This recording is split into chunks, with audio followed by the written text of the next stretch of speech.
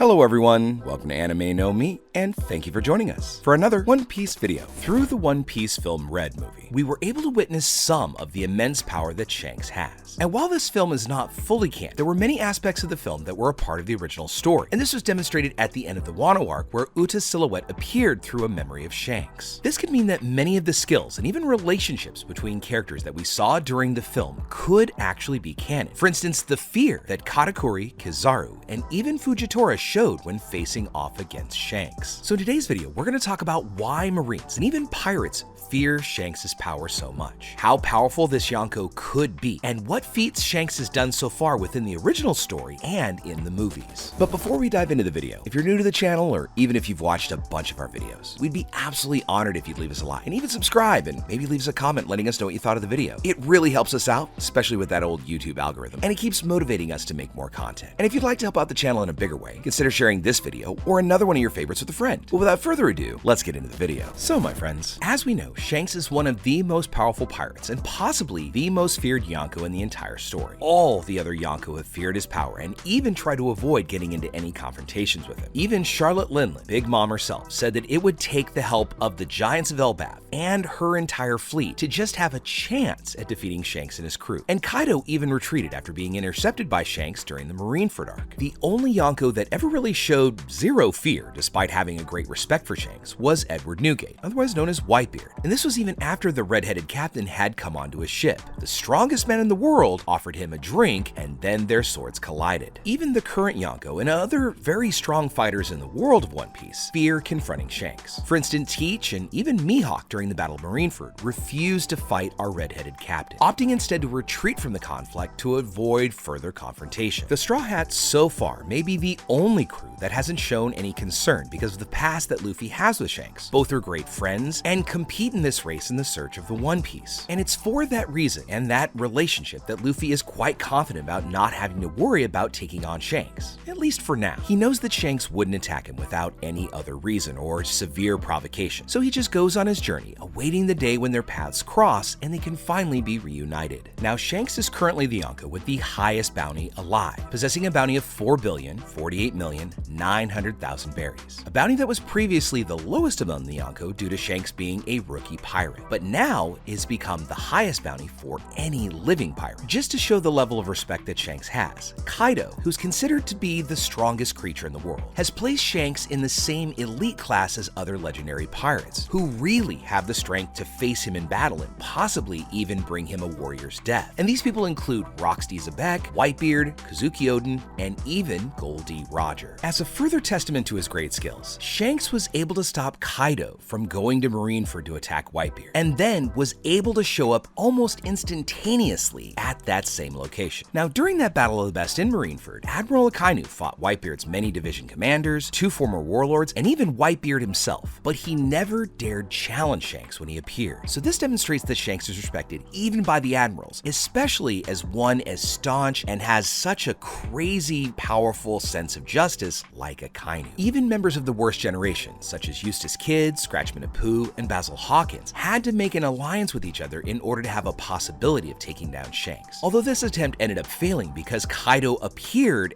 right in front of these pirates just before they reached Shanks. Even Admiral Ryukugyu opted to back off in his attempt to successfully capture the newest Yonko, Luffy, after he realized that Shanks was so close to Wano country. Another piece of evidence to back up Shanks' immense strength is that he was able to take down Eustace Kidd, not a slouch, and a mighty pirate worth 3 billion, as well as the fact that he was one of the 2 pirates responsible for defeating another emperor, Big Mom, with a single strike once they had used their awakened powers. But getting back to the movie, during the One Piece film Red movie, Shanks was able to make both Admirals Kizaru and Fujitora apprehensive in the face of his high level of haki, and even made Kizaru sweat without even starting a battle with him. Shanks used one of the most powerful techniques that we saw as well against the admirals called observation assassination. An advanced observation observation and conqueror's technique that allows Shanks to control his own pressure, preventing others from using future sight or advanced observation haki. In a real battle, Shanks could have left the admirals in a very awful physical state. Now, because Fujitora is blind, he uses his haki to be able to feel and sense the environment around, and thus fight other opponents without the need of his eyesight. With Shanks denying his ability to sense things around him, this would make Shanks have full advantage over Fujitora, making him have to depend on his other senses and his natural instincts. This also goes for Kizaru as well, because he uses his haki to get to know the right place and where to send his light power. And this was demonstrated in the film because Shanks was able to parry an attack from Kizaru and still subdue him after pointing his sword at the admiral's neck. The skills that Shanks demonstrate are just incredible, and mainly because his haki is extremely advanced, just like his former Captain Rogers, making Shanks literally the most powerful pirate today. Aside from his haki, Shanks also possesses immense physical strength, as he was once the rival of Dracula Mihawk, a master swordsman who was able to defeat Zoro using a small tiny knife and just a little bit of his brute strength. And even only having one arm, Shanks can apply tremendous power to his swordsmanship, and was easily able to match Whitebeard and even Akainu, two opponents who possess immense physical strength. With his physical strength combined with his armament haki, Shanks could defend against Akainu's Magma Fist, which has an extremely destructive power and is recognized within One Piece's work as one of the most lethal attacks because Akainu's Devil Fruit is considered the most offensive high-powered Devil Fruit among the Logia class. We also have to mention that Shanks is extremely fast in ways that the work really hasn't explained yet, and this was shown when he intercepted Akainu's attack before he could take Kobe's life, despite the fact that Shanks had just arrived in Marineford. Shanks was even seen in these more recent chapters being able to quickly jump from his ship to the Victoria Punk in an instant, right before Kid could fire his damned Punk attack. Shanks was then able to instantly deal a lethal blow to both Killer and Kid, instantly defeating the pair. Now, the One Piece story has already made it very clear that there are rare individuals who have access to all three types of haki, but Shanks is one of the few people who can use all three types to an amazingly developed level. Even Whitebeard praised Shanks for his haki when he used it on his visit, with Jozu stating that it was impressive. And that's a person, Jozu I mean, who can turn into diamond, and even he feared the pressure of our red-haired captain's abilities. Shanks also possesses a very deep mastery in the use of Conqueror's haki, and when he boarded the Moby Dick, which was Whitebeard's flagship, Shanks was able to render dozens of his men unconscious instantly. And not only that, just the pressure of his spirit alone was able to do physical damage with just his presence, further impressing anyone that was still conscious. In One Piece Film Red, we got another taste of Shanks' Conqueror haki and how incredibly powerful it was, because we saw that he was able to easily knock out the Marines and even make Kizaru scared just by blasting out his haki aura. Another incredibly impressive feat was the fact that towards the end of the Wano arc, Shanks was able to demonstrate his great power because he released a massive burst of Conqueror's haki that paralyzed Admiral Ryukugyu, stopping him in his tracks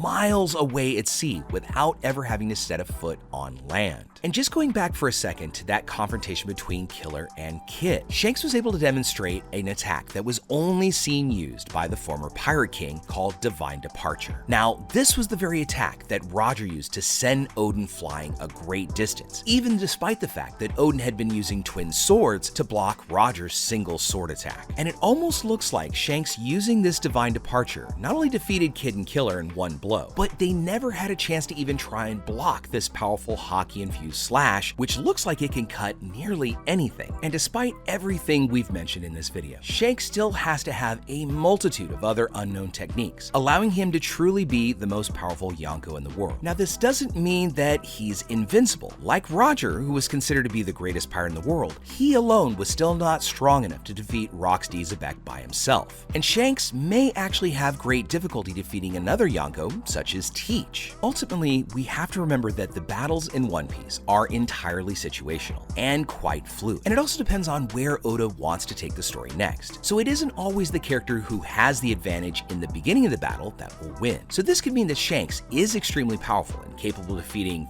practically any pirate, but this also leaves open the possibility that he could be defeated by another pirate. But as long as Shanks isn't defeated by anyone else, he still gets to maintain his great reputation as the most dangerous pirate in the world. And his defeat may only come in his final fight against Luffy or even against Teach, who proves to be a very dangerous opponent because he was the one who was able to leave that iconic 3-slash scar over Shanks' eye. But one thing that we can rest assured in is that we will get to see Shanks show us his full potential during this final saga, revealing his real strength and how powerful he really is as we go towards the end of this epic journey of One Piece. But with all that said, my friends, we'd now love to know what you think about it. What do you think Shanks is hiding, and how much power do you think he still has yet to reveal? Secondly, do you think Shanks really has Luffy's best interest in mind, or do you think, like some do with a recent revelation in the work, that he might actually be working for the world government and even